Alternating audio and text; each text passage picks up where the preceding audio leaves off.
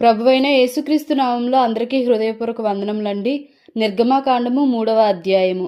మోషే మిద్యాను యాజకుడైన యిత్రోను తన మామ మందను మేపుచు ఆ మందను అరణ్యము అవతలకు తోలుకొని దేవుని పర్వతమైన హోరేబుకు వచ్చెను. ఒక పొద నడిమిని అగ్నిజ్వాలలో యెహోవా దూత అతనికి ప్రత్యక్షమాయెను. అతడు చూచినప్పుడు అగ్ని వలన ఆ పొద మండుచుండెను గాని పొద కాలిపోలేదు.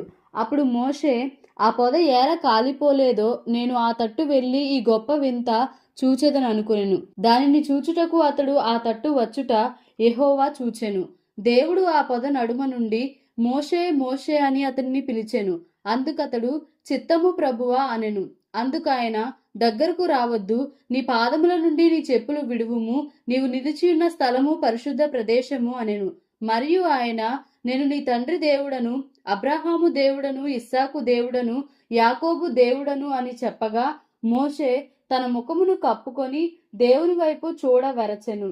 మరియు యెహోవా ఇట్లనెను, నేను ఐగుప్తులోనున్న నా ప్రజల బాధను నిశ్చయముగా చూచితిని. పనులలో తమ్మును కష్టపెట్టు వారిని బట్టి వారు పెట్టిన మొరను వింటిని. వారి దుఃఖములు నాకు తెలిసేయున్నవి. కాబట్టి ఐగుప్తీయుల చేతిలో నుండి వారిని విడిపించుటకును, ఆ దేశంలో నుండి విశాలమైన మంచి దేశమునకు, అనగా కనానీయులకు, హిత్తీయులకు, అమోరీయులకు, పెరిజ్జీయులకు, హివ్వీయులకు, యెబూసీయులకు నివాస స్థానమై పాలు తేనెలు ప్రవహించు దేశమునకు వారిని నడిపించుటకును దిగి వచ్చియున్నాను. ఇశ్రాయేలీల మొర నిజముగా నా యొద్దకు చేరినది. ఐగుప్తీయులు వారిని పెట్టుచున్న హింస చూచితిని. కాగా రమ్ము, నిన్ను ఫరో యొద్దకు పంపెదను. ఇశ్రాయేలీయులైన నా ప్రజలను నీవు ఐగుప్తులో నుండి తోడుకొని పోవలెనెను.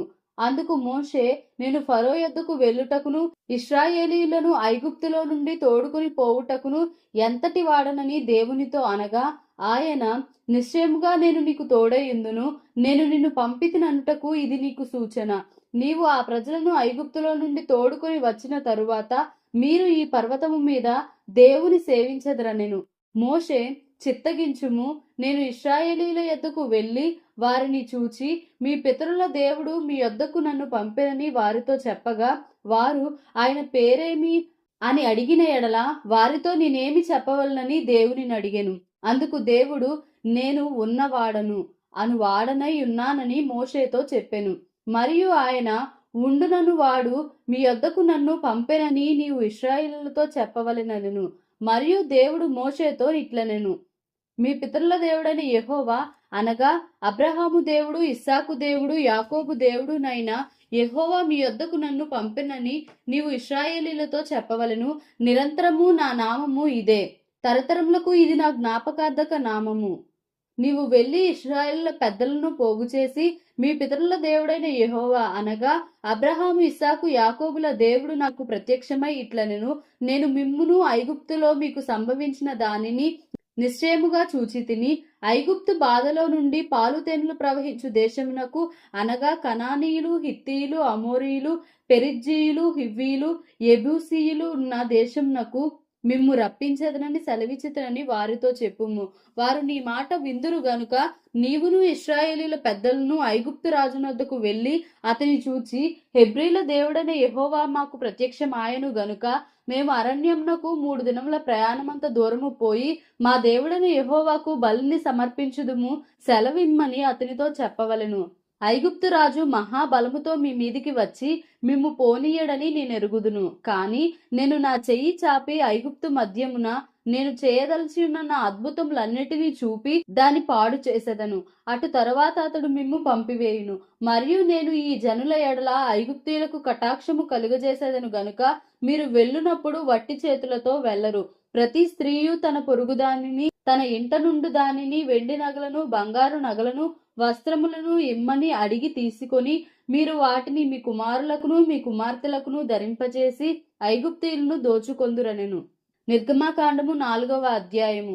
అందుకు మోషే, చిత్తగించుము, వారు నన్ను నమ్మరు, నా మాట వినరు, యెహోవా నీకు ప్రత్యక్షము కాలేదందురు అని ఉత్తరం ఇయ్యగా, యెహోవా, నీ చేతిలోనిది ఏమిటి అని అతన్ని అడిగెను. అందుకతడు కర్ర అనెను.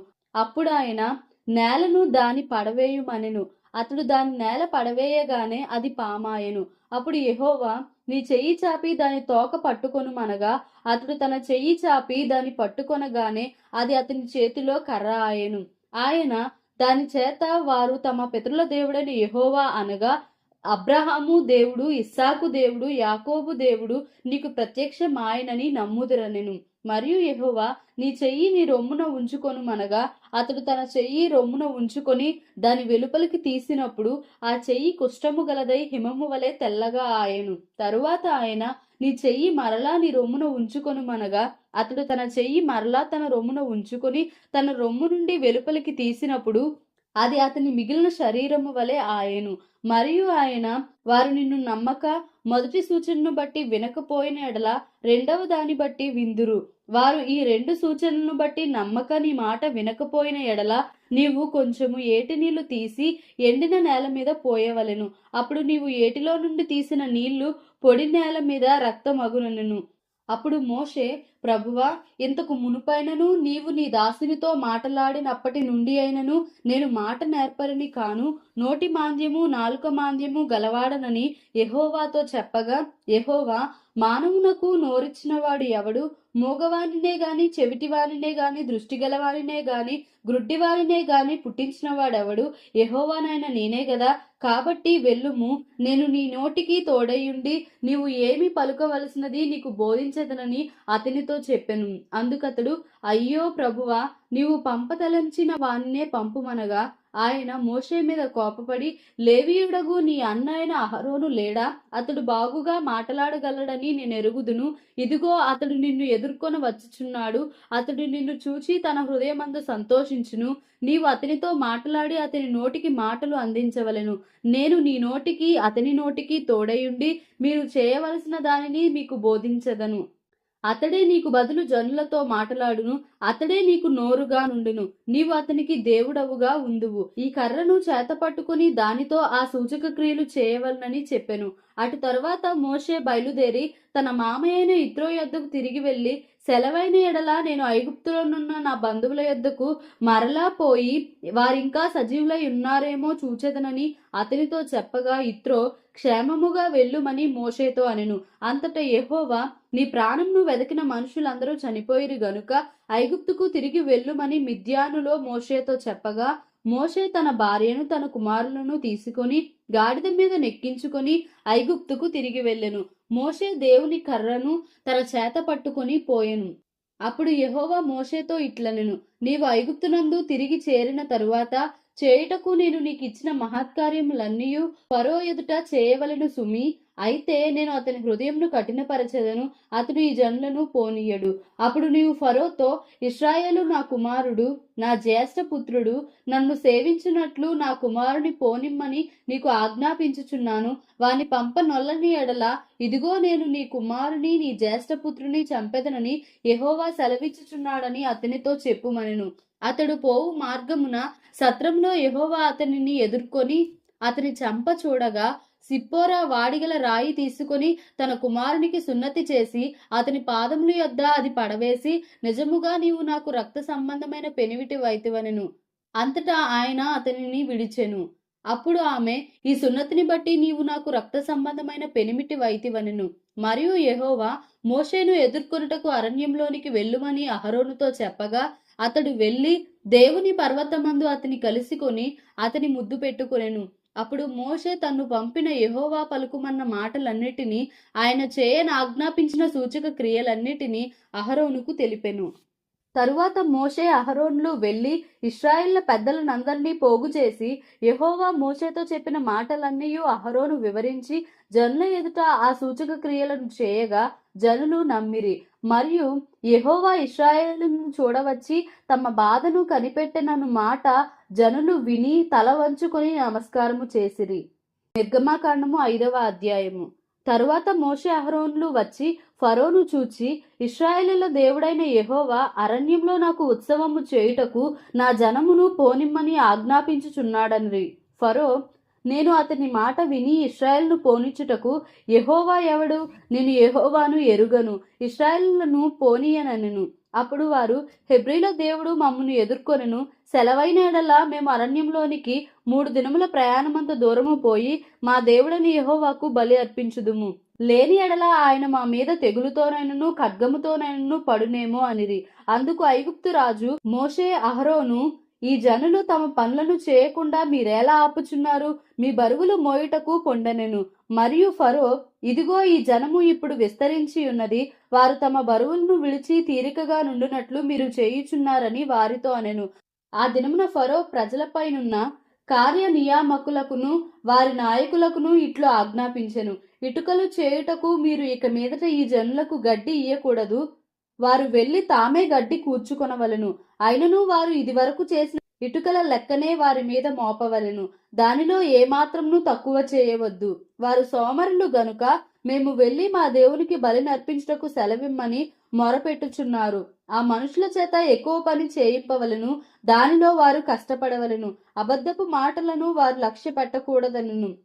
కాబట్టి ప్రజలు కార్యనియామకులను వారి నాయకులను పోయి ప్రజలను చూచి, నేను మీకు గడ్డి ఇయ్యను, మీరు వెళ్ళి మీకు గడ్డి ఎక్కడ దొరుకునో అక్కడ మీరే సంపాదించుకొనుడి, అయితే మీ పనిలో నేమాత్రమును తక్కువ చేయబడదని ఫరో సెలవిచ్చెననిరి. అప్పుడు ప్రజలు గడ్డికి మారుగా కొయ్యకాలు కూర్చుటకు ఐగుప్తు దేశమందంతటను చెదిరిపోయిరి. మరియు కార్యనియామకులు వారిని త్వరపెట్టి గడ్డి ఉన్నప్పటి వలనే ఏనాటి పని ఆనాడే ముగించుడనిరి.